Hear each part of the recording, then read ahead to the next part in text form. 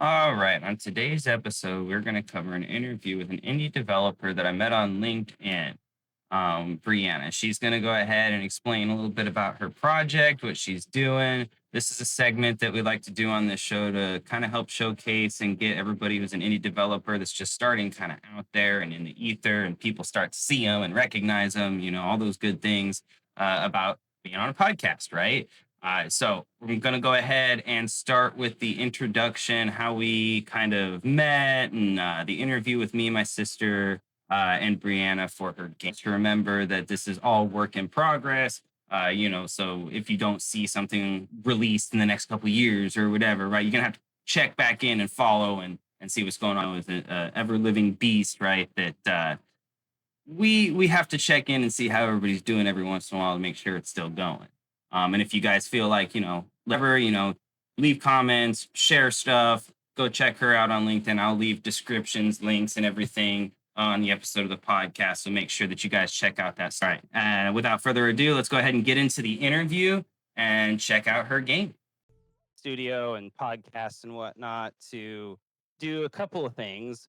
One of which was to highlight indie dev games and their quality versus the AAA quality that we see today. There's this whole indie revolution thing. I'm sure you've probably seen a few things floating around here and there that mention that, and so we're kind of on that same bandwagon, so to speak. So indie devs are kind of the way of the future, I believe. You know, Here's hoping. so yeah. So I just kind of wanted to use this platform to, help highlight other people out there that are trying to do the same thing, and basically try to move that forward with some more momentum, and try to get everybody taken care of, with crowdfunding for indie dev. So if you want to, there's a few ways we could do it. You could share your screen and everything if you wanted to, and show a little bit of the game. I know you got a bunch of clips on LinkedIn, Mhm. which is where I saw most of your stuff. But if that's something that you want to do or you're willing to do, that would be good, and we can record it from there and talk. You could talk about it as you're kind of showing it, or you could just record something or just talk about it, whichever is you're the most comfortable with your material. I could probably um do the screen share. Okay. Yeah. Okay, that's why I like Discord. You got the option at least, Yeah. right? Okay, we'll go ahead and do that, and let's. All right. So on this next section, it took her a while to load up her project and everything. As you guys are probably familiar with, if you're a game developer, when you have Unreal Engine out and a bunch of other things, including screen share, Discord, and a bunch of other stuff, it can really start to wear on your computer's resources. So we're gonna give her a minute to do this up, and then my sister is gonna give me some shit about taking forever to get started. See if it works, right? Because you was taken forever. Sorry, didn't mean to take forever. There was stuff going You down. said, give me a few minutes. 5 hours later. I was trying to get everything set up, and I was having issues with the microphone. I don't know what is going on with. I don't know if it's the computer or the Your desktop application. mic?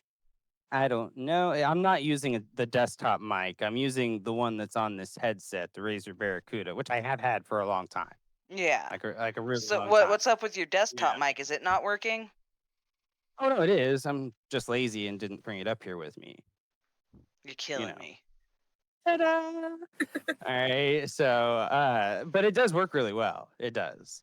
I think for future reference here, yeah, we'll do that. But you guys can hear me okay though, right? For the most part, yeah.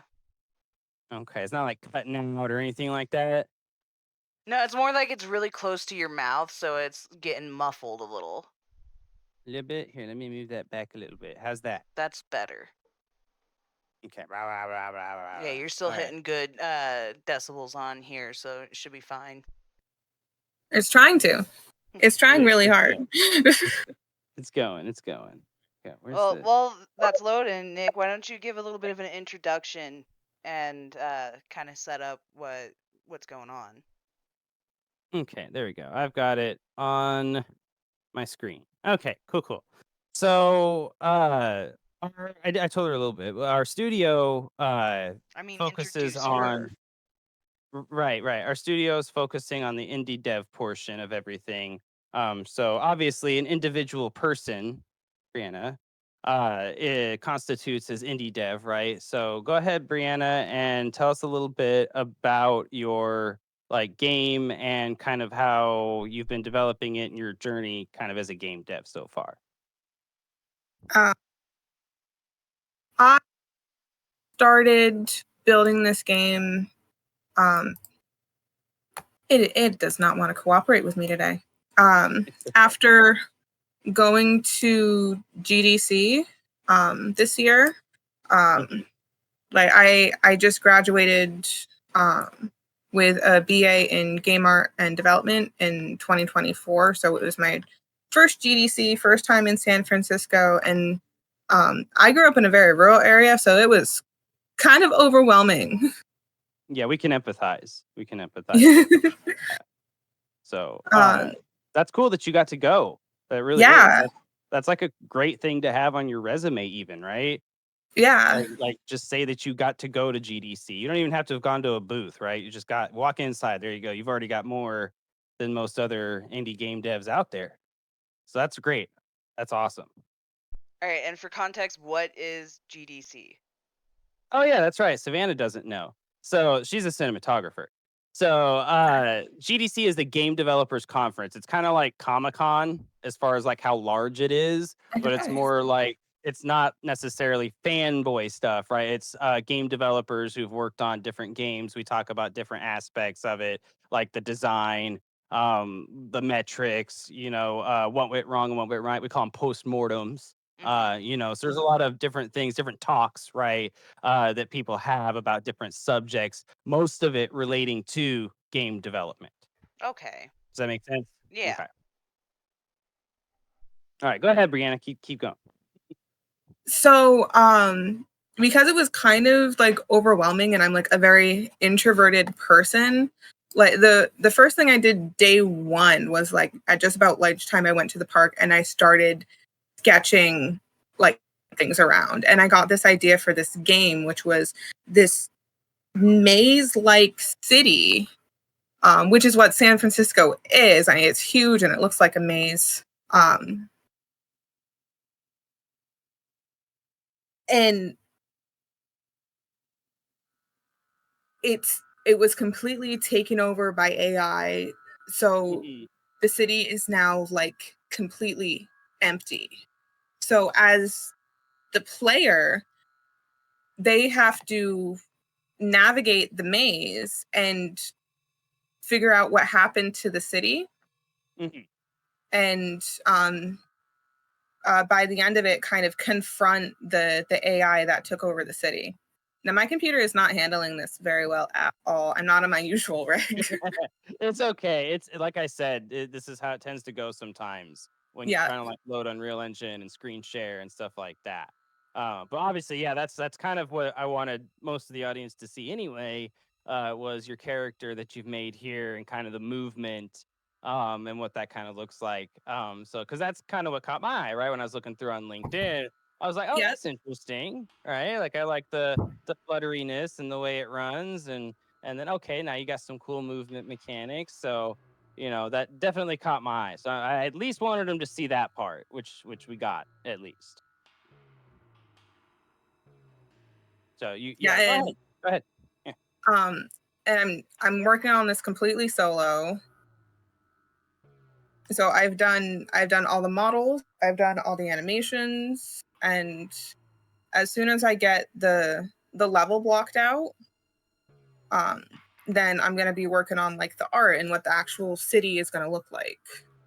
So this is one of the biggest things that we have up against us when we're solo developers, having art. And Brianna is a very special person in this regard because knowing how to do art first and then getting into video game design, development, coding, engines, all that fun technical stuff, that's more of a direct path to the MVP, the minimum viable product. Because in order to have your MVP, your prototype, whatever it is you want to call it, right? Your beta, whatever it is that you want to have to present to people to have them invest, you have to have all the facets, one single game loop, and art is part of that. You know, having at least most of the environment or a character or something like that figured out is very, very important, not just for the gameplay, but as we can see, for getting the message across and having people see it and receive it. And just hints of kind of like the brutality that the AI took on the citizens of the city. Okay. So That's like I interesting. have to kind of like not be so hard on my little laptop right now. I can kind of pull up. And say you could pull up a clip or something like that too. Yeah. Yeah, Um, and pull up the little concept arts. and so you said you're kind of an artist too, right? Like, did you do like the 3D modeling and everything for the character? Oh, did we lose her? Did we lose me? No, I'm not hearing her Okay. anymore. Okay. Which I can kind Oh, of. there you are. What are you doing? There you go. Kind of Yeah, like my a little laptop's. bit. It's okay. My We lap. got you back. Okay. Uh, it might be because it's trying to get the window, and okay, I know what it's doing. I Okay. know what it's doing. Okay, let me try to get back to that There you page. go. There it Yeah, is. I see it. Yeah. Cool. So like I was saying, you're kind of an artist thing too. So Yeah, you're doing game development, but you're also working on the art, the game art that goes into that as well. So yeah, that like like again, kind of a unique trait, right? So indie devs, right? And this is something that we want to highlight all the time. mhm, You got to do everything, especially if you're a yeah, solo, right? So yeah. that's awesome, and it looks great, by the way. Oh, thank you. Like So t- I'm really excited to like see how it's all gonna come together because it's still like a little bit of a mystery to me, but it's getting there. Right, right. Well, I think this stuff kind of helps sometimes too, just to kind of talk about things and whatnot. Hmm. So tell me kind of what inspired the theme you got going on here with your concept art. So I wanted to like bring in the neon, and because the game is a 3D platformer, like it needs to have that kind of verticality that encourages the player to jump and show off that flowy cloak and that kind of stuff. And I wanted to get like this um neon, like technology based, like hyper technology based kind of city. Okay, so you want kind of a platformy gameplay ultimately then. Yes, it is platforming based. Okay.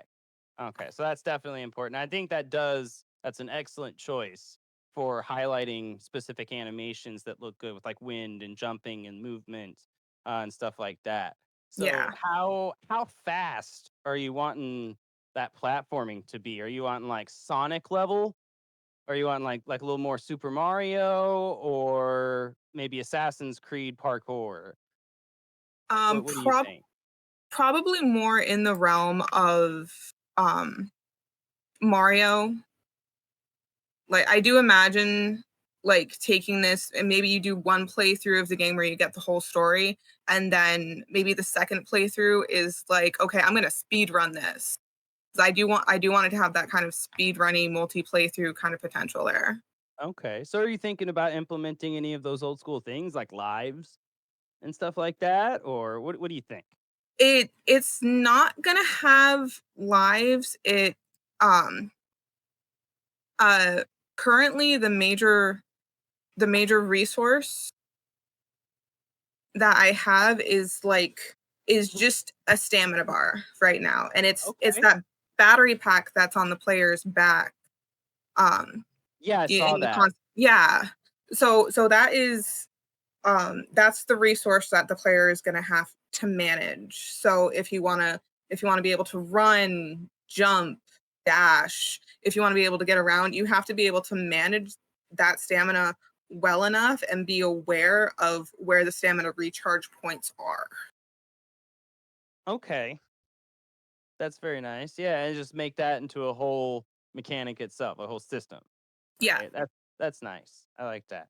And it's very minimalist too, which is actually again, this is another good thing to highlight, right? Yeah. Because when you're an indie dev, you can't waste time with fancy, fluttery bullcrap, right? Uh, Right. one of the things I always like to bring up is Anthem, right? Are you familiar with Anthem from I'm EA? not. It's a very pretty game. Very, very pretty. And the movement is also very, very pretty. But as far as gameplay goes, like it got hit hard by reviews because there was a lot of sections where it was pretty and you were moving nice, but that was it. And there was giant open sections with nothing to do. And again, they tried to roll out more updates here and there, and it picked up a little bit after they did some updates, right? But ultimately, it kind of killed the game right off at launch. And I don't really like to use that term too much, right? But it suffered. It suffered some losses because they didn't put as much thought into the concept, right? Yep. Systems versus just how pretty it looks, right? So that's and then when you're an indie dev, you prioritize that, right?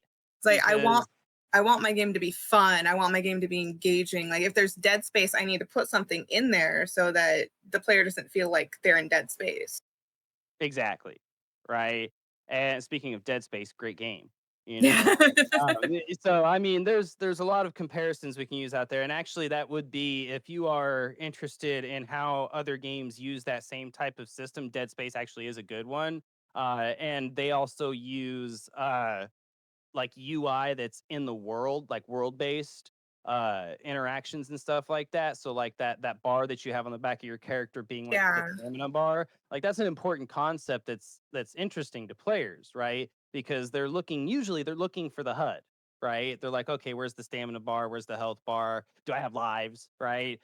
Things like that. And when you have it on the character, they may not even catch it at first, right? And it's a pleasant little surprise, I think. It definitely got me when I was playing Dead Space. I was like, "Oh, wow, that's crazy that the health is on his spine." And when you lose health, it goes down to yellow to red, and then you die, right? So that was really cool when I saw that, and I think a lot of people had that same reaction. So again, yeah, that's really cool that you're doing that. Are there any other mechanics that you're thinking about adding on top of that? Um so right now with this demo, Hmm. I don't have any other mechanics yet. What I have plans for like the future and future levels of the city, there's going to be more enemies. Um, like I have a grabber enemy. Let's see if I can get that. I might have killed the window for that. Okay. Have you made any like cutscenes or done anything with that yet? In cutscenes yet? The um, there's mostly going to be one introductory cutscene where it Okay. kind of it the camera will float over the city a little bit, kind of highlight that there's a distress signal coming from the city to Hmm. point the player in the direction of, hey, you need to get into this city. Hmm. Tell that point of the story. That's definitely a good place to start. And Yeah. and I think there's a lot of games out there. One that I know for sure uses that same technique is Dead Cells. Mhm. And that's got a game with excellent replayability and everything, right? And they don't have but the like one cutscene at the beginning, and everything else is in game where you discover, talk to NPCs, or do this, that, or the other, right? Or bosses or whatever it is, right? Yeah. And it's all in world.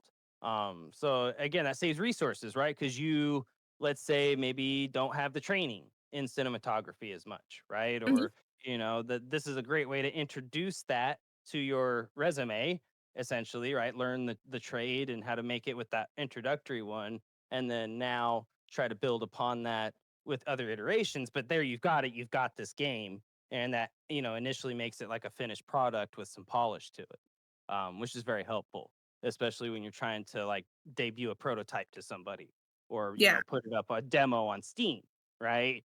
Are hmm you thinking about doing that, by the way? Doing the demo through Steam or Itch or something like that, or both? Um, I, I'm considering itch. I'm considering Steam, and I'm also considering. When I went to GDC, they had a presentation for um, an Xbox indie developer program. Mhm. Um, so all three of those are up for consideration right now. Definitely, I think that was the 3. If you didn't say them, that's the ones I was gonna suggest. So, Yeah. those are all great programs, and it's crazy. You'll see a lot of crazy cool indie games coming to Game Pass because they go through this same type of program. It's really kinda cool. And, there's a couple of them that have hit lately that have been wildly successful, like, way more successful than they should have been, it feels, right? hmm Blueprints. Have you seen Blueprints? I've seen some stuff on Blueprints, which that's absolutely insane. It is, and it's a crazy puzzle game, man. And I think it's first person, by the way, which is already hmm weird for a puzzle game. We saw some indie developers on Game Pass try to do that with that game Scorn, but I hmm think the aesthetic was too off-putting to people. Like the squelchy, gory graphics or whatever for that. I don't know why, but they just it just wasn't well received. But Blueprints is definitely getting well received, especially with their mechanics of the puzzle solving and stuff like that. So it's very possible, and that could have hit Game Pass and it could have flopped, right?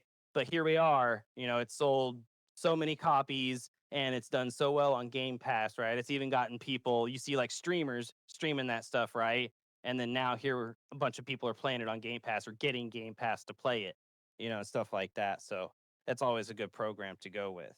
Have you are you going to pursue any other like certifications or education or anything like that in your game development career? And like always looking for stuff. Like one of the things that's floating around right now is possibly going up to Brock in Canada to get my master's in game studies. Okay. And that might be a goal for next year that I'm looking at. That's pretty cool. That's a good goal to have, I think. Yeah. Uh, Definitely. I ended up getting bachelor's in game design, so in a little bit of a different direction, kind of. But essentially, it's all going towards the same area at this point, right? Which is indie game dev.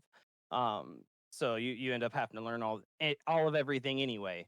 I didn't study 3D modeling in college, but here I am trying to learn a little bit, right? So that's crazy. Good goals. So I guess we're kind of getting close to our time here. Is there anything that we should look forward to here in the future from you? Like, are you getting ready to release a prototype soon, or do you have anything upcoming?